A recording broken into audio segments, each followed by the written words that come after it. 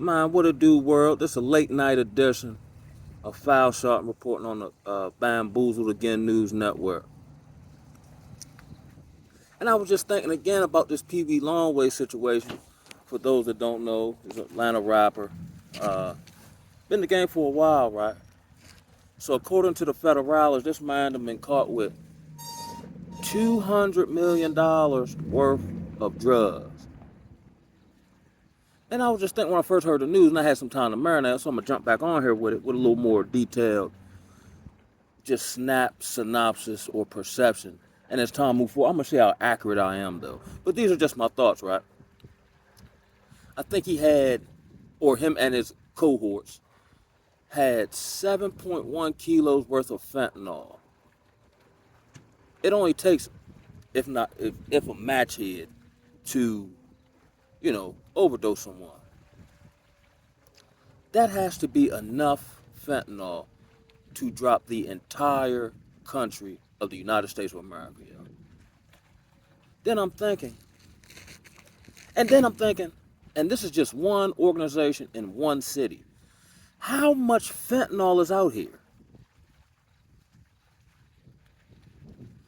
I was thinking, with the street level value of what he had, him and his homeboys, I could make the argument that they could charge these folks, and I don't know if this act exists, as a narco-terror organization. Of course, the feds are already involved, but I could see how a prosecutor, if they so choose to, or ramp up the rhetoric for whatever their agenda is, or however they would like to do that, could make this issue a national security issue. He gonna have to tell. Again, here we go with this. He gonna have to cooperate or lay down for the rest of his life at, I'm assuming, around 40 years old. What other option you got? And then whoever is his supplier, he has to be one step away from the actual cartel at this point. To have amassed that amount of street life. I think this is one of the biggest busts in United States history. We're talking above your Frank Lucases or, back in the day, like the Rayful Edmonds who just came home, like these astronomical numbers of drug dealing, right? But for the amount, and then here's what I found also very odd, right? According to reports, they only seized less than $250,000 worth of actual currency. But you're holding $200 million worth of product. And it wasn't just fentanyl. You had, I think, like something like in the area of $55 million worth of coke and, mushrooms, GHB, whatever I've heard of. I don't even know what that is or what it do for you. Herb, something like 155 firearms. Now, I'm pretty sure it wasn't just him. We're talking about, I guess, of course, over the course of however many people they busted, which might be close to 100.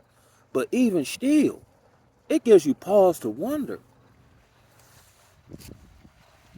Not even what's going on, but this just gives me insight into the depth of the wickedness here in Babylon.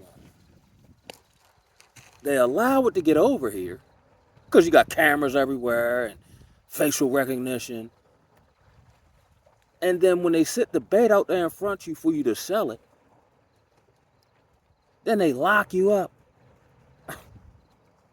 and throw away the key.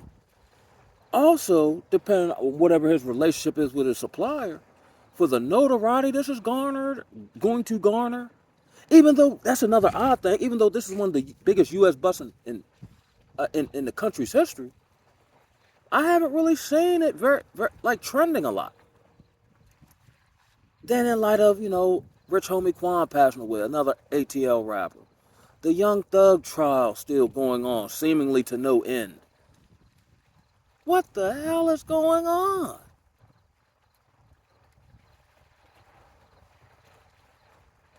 This is biochemical warfare at this point. Like I say, everything is warfare, but the zenith of it is all spiritual. It's almost, I wouldn't say impossible, but you have to do a great deal of due diligence, research, work, effort, prioritizing just to eat healthy. And then there's no guarantee on that because, like, you got laser grown meat out here that they're making with essentially a 3D printer, but they don't have to label it. Like, where is I'm living at, yo?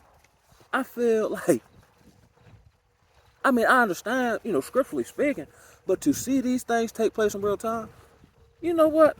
I know we kind of waiting for the fall of America or, you know, certain spiritual things to happen or, you know, grid down, SHTF, all these things. We're under judgment now.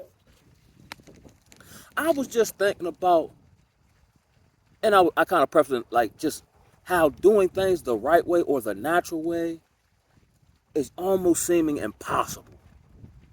Like it's darn near almost impossible to eat healthy if that's what you so choose to do.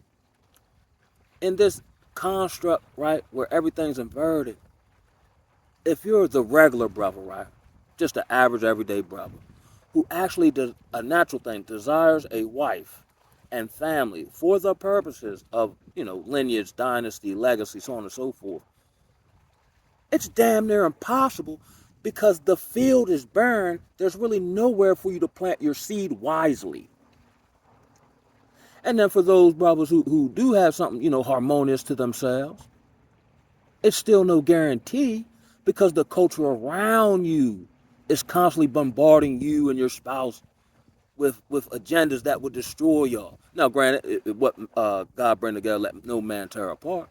But you have to be very, if you have a marriage, which has become a joke here, um, if you do have one, both parties need to be, you know, great stewards of it. You understand me? Because then there's a fight or whatever on a constant basis to tear y'all apart. Wow. I mean, they're waging war on our children. You see what I'm saying?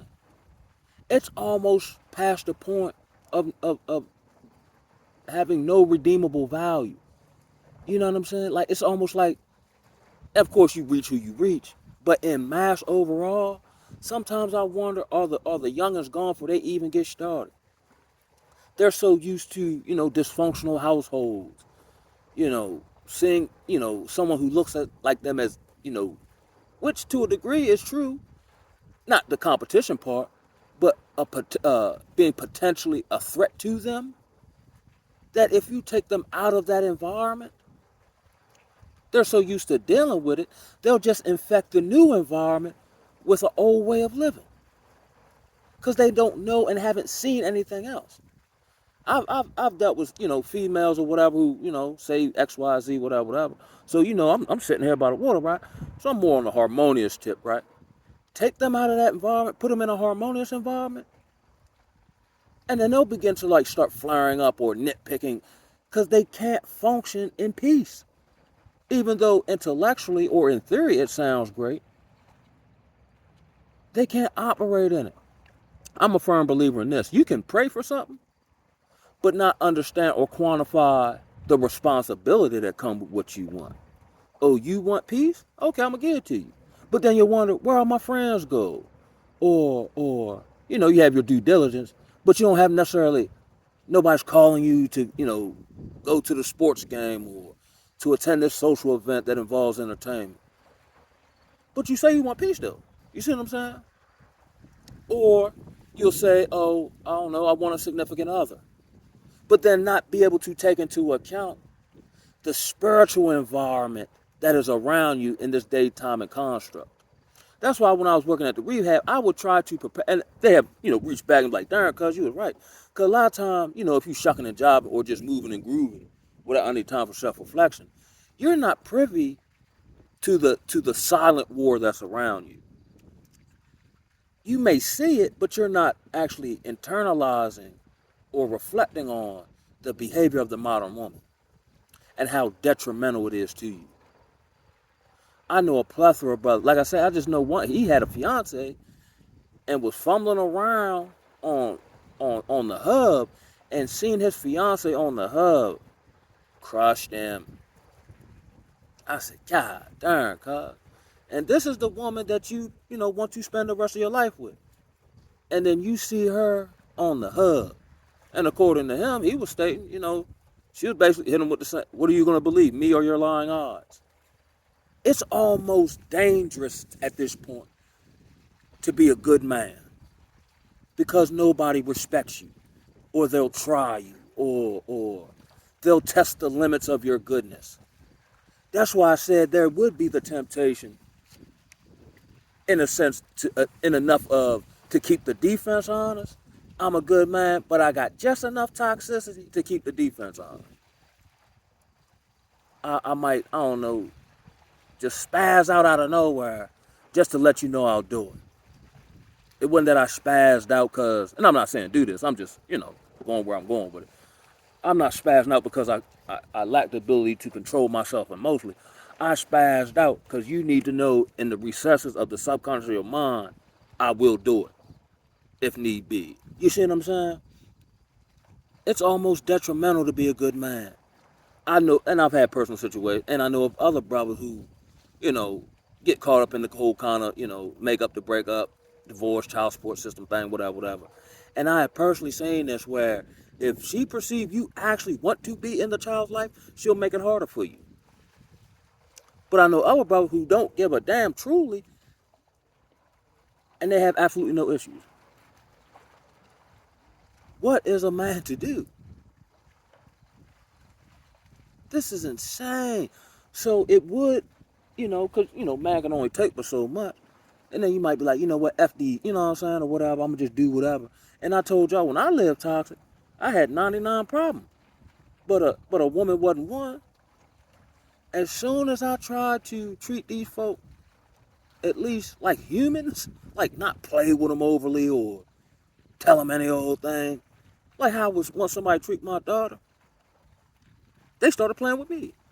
And I know I kind of went off the original topic, but I'm attempting to tie all this in totality of how, and I think I got this from the Thinking Man's Templar, the sophistication of evil, very incrementally, very subtly, has, like, if you were to transplant your grandparents or great grandparents into this time,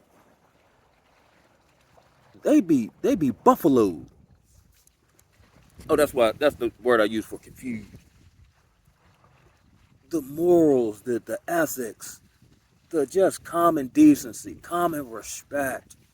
We're in a space now where your quote unquote friends might be actually more dangerous than your ops. Your friends might drop the low or whatever or give inside information to your ops. Or someone might know, you know, personal aspects of your life or things you've gone through and use it against you when it's beneficial for them to do so. If you actually want genuine friendships, relationships, they're few and far between at this point. Because whatever's going on spiritually and whatever society is rolling out on the people on a constant basis, it's changing people from who they used to be to the point they don't even remember anymore. We're getting into things such as, you know, tied back to Long. Now, he was a rapper. Now, and I also know, you know, one of the hardest things for a man to do is change from one identity, an old identity, to a new one, because you just don't go from one to the other. There's a transition period that may take however long. There's no time limit on that. So he had, you know, a rap career that he could have, and I think he might have used the rap thing to cover the other thing. But then eventually you transition to the other thing, and then you transition from, like how Jay-Z and them did it, rap, marketing, ownership, whatever. Him and his cohorts were unable to do that. And you got to know this ain't gonna last forever. But again, maybe finance, maybe ego, the identity that comes with such. Even though you know it won't last forever, You can't stop. It's no different than any other addiction. I know this is bad for me. And I'm speaking for myself as well. I know this is bad for me. I know that this is eventually it's got to come to a stop one way or the other. But I can't stop. Or I'm willing to take the necessary steps to stop because this version of who I am, I can't see myself being anything other than that. There are nothing short of pitfall, whether it's the food, Lord forbid you get sick, your doctor will get you hooked on drugs. The doctors, the healthcare fields have become weaponized against you. So much so that if you have some semblance of knowledge of being able to, heal yourself to some degree, you're labeled as with some type of label, which you shouldn't care because you are. You know what I'm saying? The church house has become a den of merchants. Christ in the mainstream modern church here in Babylon, Christ is a product now to be sold to you. You know, there's nowhere for you to run other than to the Most High. And maybe that's why he set it up like this. Maybe, and I'm just speculating, maybe this is part of the curse. You know what I'm saying? Like I said in the last video, I got a couple victories, right? But the victories actually, now I might have, planted seeds, right? But I wasn't, I might have planted seeds, but the seed didn't bloom because I watered it. You see what I'm saying? I just had enough sense to plant the seed, and hopefully one day I'll be able to reap the harvest. And thanks be honest, that's what happened in two key areas. But the only thing you can do, and I don't want to just make this like kind of depressing or whatever. This is just more informative. The only thing you can do is find some semblance of a personal relationship with the Most High. And I'm of the understanding that if you're generally trying to do that, He will reveal Himself to you. And as long I continue to learn, and, put away things, add things to my spiritual discipline, see things differently, so I can navigate, this satanic society, right? But the only thing you can do is keep Him first, and then your mission, and leave it all to Him. Because let's say right now the whole demonstration fall apart. You can plan, you can prep, and it's wise to do so. However, let's say, you prep with food, right? And then there's, I live, by the water. So let's say a hurricane comes. Then what? You see what I'm saying? You're going to have some type of spiritual fortitude that is built on a daily basis to fall back on. Some semblance of being able to cast off comfortability and what this American society has ingrained in us that life is comfort, leisure. If you go anywhere, or I'll just go back a few generations, they caught their own food. You know what I mean? They grew their own food. They built their own houses. You see what I'm saying? And when you do things like that, it is greatly rewarding. That's why everyone has this semblance of outward confidence. But if you strip something away from them, they have nothing back to fall back on. Because when you do those things, you get an internal confidence. So you don't necessarily need validation. You're confident in and of yourself within yourself. This Peewee Longway situation just kind of reiterates to me just how, our government doesn't even govern. It's just a body that we look to, but it doesn't function and operate the way you think it does. The same folks who came and locked Peewee Longway up are the same folks who allow the stuff to come over here. You know what I mean? You know what I mean? Like the FBI, or I remember when Obama was off, I forgot what scandal that was, but they were sending military weapons across across the border of Mexico, and I think when the ATF was they're gonna stop it or something, but they're like, nah, let it keep on. Here's something else I thought about too, right? Because I keep seeing these things about the Venezuelan folk in Springfield, Ohio, Colorado, uh, New York, other places, so on and so, Chicago, woo woo woo. I could also, and then not only that, they're legally disarming you, and I don't necessarily mean from the Second Amendment.